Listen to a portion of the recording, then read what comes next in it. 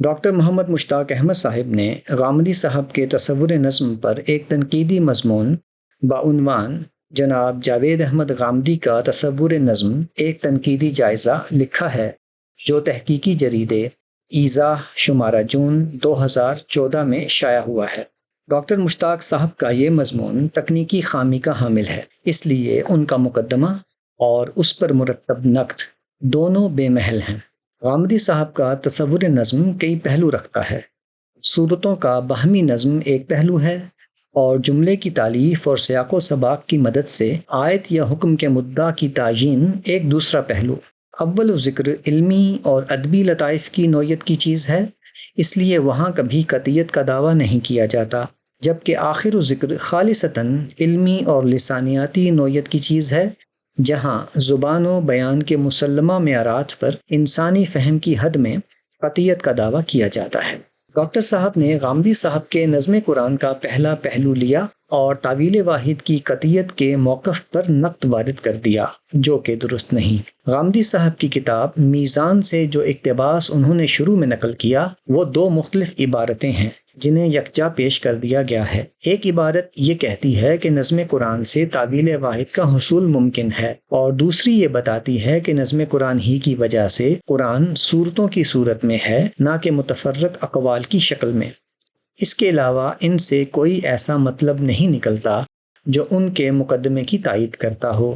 وہ دو عبارتیں یہ ہیں: وہ چیز جو قرآن کو برہان قاطع بناتی اور تعویل کے تمام اختلافات ختم کر کے امام فراہی کے الفاظ میں القرآن لا يحتمل الا تعویلا واحدہ کی حقیقت اس سے متعلق کر دیتی ہے، وہ تنہا نظم ہی ہے۔ دوسری عبارت یہ ہے: قرآن کا یہی نظم ہے جس کی بنا پر اس نے اپنے مخاطبین کو جب اپنے مانند کوئی کلام لانے کے لیے کہا تو متفرق آیات نہیں بلکہ ایک یا ایک سے زیادہ صورتیں ہی پیش کرنے کا مطالبہ کیا ہے۔ ڈاکٹر صاحب کے نقد کا اصل محل سیاق و سباق کے ذریعے سے تعویل واحد کے حصول پر ہونا چاہیے تھا۔ اس نقطے پر وہ ایک لحظے کو آئے مگر کوئی استدلال قائم نہیں کر پائے۔ یہی موقع تھا کہ کسی مثال سے وہ کوئی غلطی واضح کرتے۔ اس کے برعکس وہ یہ حقیقت تسلیم کر کے آگے بڑھ گئے کہ سیاق و سباق سے استقرار معنی کے اصول سے کسی کو انکار نہیں۔ یہی اصول ہے جو فکر فراہی نے برتا ہے۔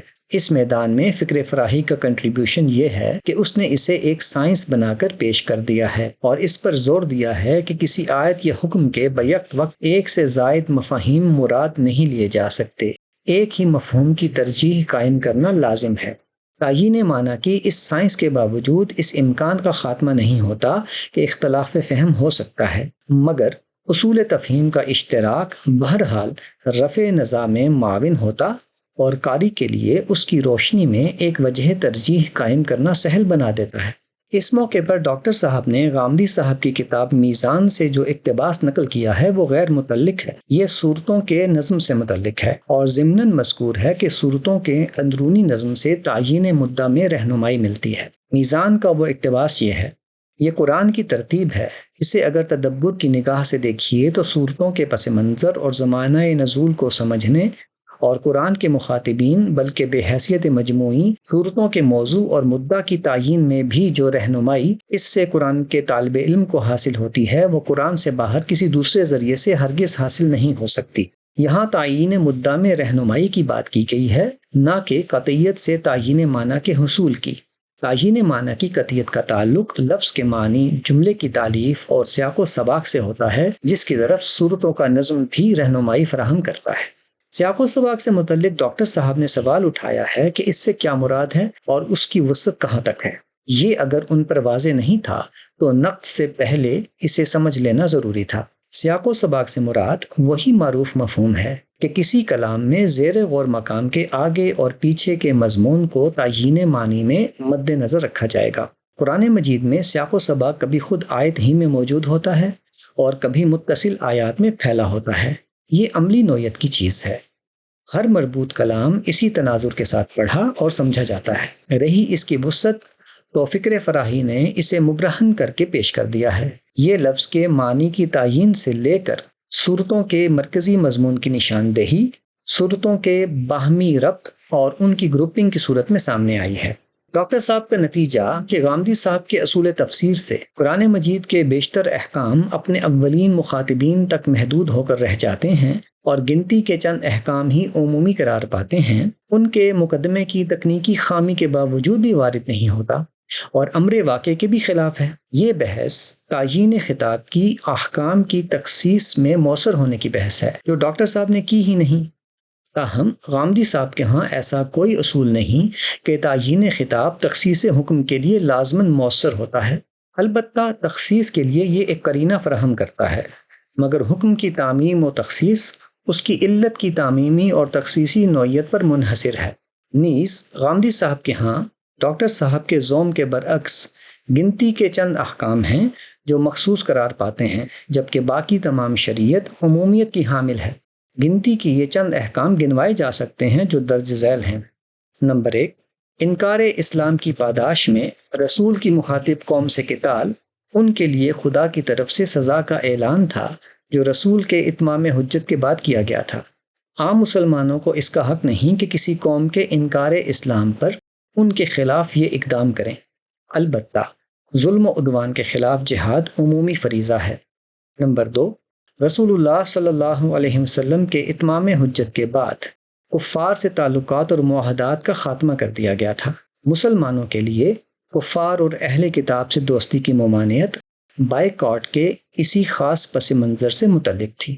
نمبر 3، مسلم اور غیر مسلم کی گواہی میں فرق بھی دور رسالت کا اختصاص تھا، اس کی وجہ بھی اتمام حجت کے بعد کا یہی بائیکاٹ تھا۔ نمبر 4، مسلم اور غیر مسلم میاں بیوی میں تفریق کی وجہ بھی یہی بائیکاٹ تھا۔ نمبر 5، وراثت میں مسلم اور غیر مسلم کی تفریق بھی اسی بائیکاٹ کا نتیجہ تھی۔ نمبر 6، ارتداد کے جرم میں موت کی سزا شریعت کا حکم نہیں، ارتداد در حقیقت کفر ہی تھا اور کفر کی سزا مشرکین کے لیے موت مقرر کی گئی تھی، جس کا حکم سورہ توبہ میں دیا گیا تھا۔ نمبر 7، وراثت میں 1/3 وصیت کی تحدید شریعت کا حکم نہیں، 1/3 کی وصیت رسول اللہ صلی اللہ علیہ وسلم کی ایک تجویز تھی، بیان شریعت نہ تھا۔ نمبر 8، عورت کی گواہی عادی نہیں ہے، 2 عورتوں کی گواہی ایک مرد کے برابر مالی معاملات میں ایک خاص صورتحال میں دی گئی ہدایت تھی۔ نمبر 9، زانی کی سزا 100 کوڑے ہے، یہ سزا شادی شدہ اور غیر شادی شدہ دونوں کے لیے ایک ہی ہے۔ رجم کی سزا محض زنا کی سزا نہیں بلکہ فساد فی الارض کی سزا ہے، جس کا نفاذ کچھ زانیوں پر کیا گیا تھا، ان کا شادی شدہ ہونا اسی ذیل میں دیکھا گیا تھا۔ نمبر 10، ازواج مطہرات کے حجاب کے احکام کی تخصیص کے معاملے میں غامدی صاحب منفرد نہیں بلکہ قدماء کے ساتھ کھڑے ہیں۔ ان احکام کی عمومیت کی رائے بعض متاخرین کے ہاں ایک منفرد رائے تھی، جسے مولانا مودودی کے اختیار کر لینے کے بعد شہرت ملی۔ ان کے علاوہ شریعت کے تمام احکام اپنی علت کی بنا پر عام ہیں۔ غامدی صاحب کے ہاں احکام کی تخصیص و تعمیم کے معاملے میں وہی اصول کا فرما ہیں جو فقہا کے ہاں بھی تسلیم ہیں کہ احکام بالعلل ہوتے ہیں۔ تعیین علت اور اطلاقات میں اختلاف البتہ ہوتا ہے اور اسے علمی پیراڈائم میں دیکھنا چاہیے۔ غامدی صاحب کے ہاں احکام کس طرح عمومیت پاتے ہیں، اس کی سنجیدہ تفہیم کے لیے ڈاکٹر عمار خان ناصر کی وقی کتاب قرآن و سنت کا باہمی تعلق کا مطالعہ مفید ہے، جس میں غامدی صاحب کے علمی کنٹریبیوشن کو مسلمانوں کی علمی روایت میں رکھ کر دیکھنے کی قابل قدر کوشش کی گئی ہے۔ غامدی صاحب کی کتاب میزان پر ڈاکٹر عمار خان ناصر کا مقالہ میزان توضیحی مطالعہ بھی اس سلسلے میں مفید ثابت ہوگا۔